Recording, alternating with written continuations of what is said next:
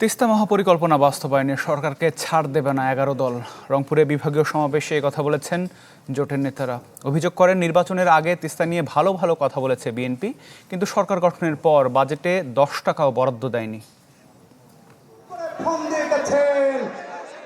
তিস্তা মহাপরিকল্পনা বাস্তবায়ন সহ 4 দফা দাবিতে রংপুর জিলা স্কুল মাঠে 11 দলের বিভাগীয় সমাবেশ। কর্মসূচি শুরুর কিছুক্ষণ পরই অঝোরে বৃষ্টি নামে।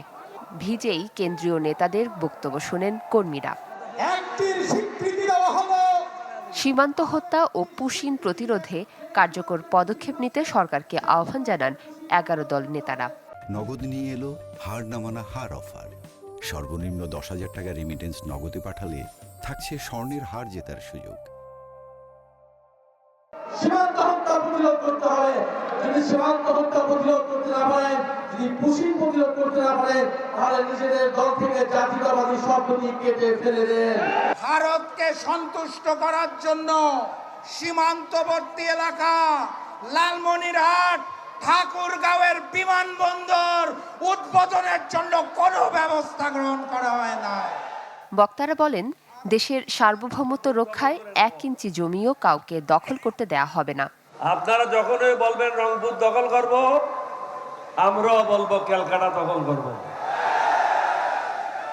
আগের দিন শেষ, এখন নতুন জমানা শুরু। প্রধান অতিথির বক্তব্যে সংসদের বিরোধী দলীয় নেতা ও জামায়াত আমির অভিযোগ করেন, প্রতিশ্রুতি দিলেও তিস্তা মহাপরিকল্পনা বাস্তবায়নে দৃশ্যমান উদ্যোগ নেই সরকারের।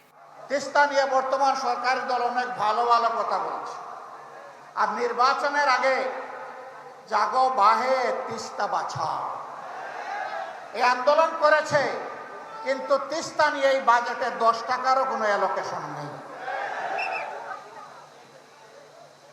আমরা আর কথার ফুলঝুড়ি শুনতে চাই না, দেখতে চাই না, আমরা বাস্তব পদক্ষেপ দেখতে চাই।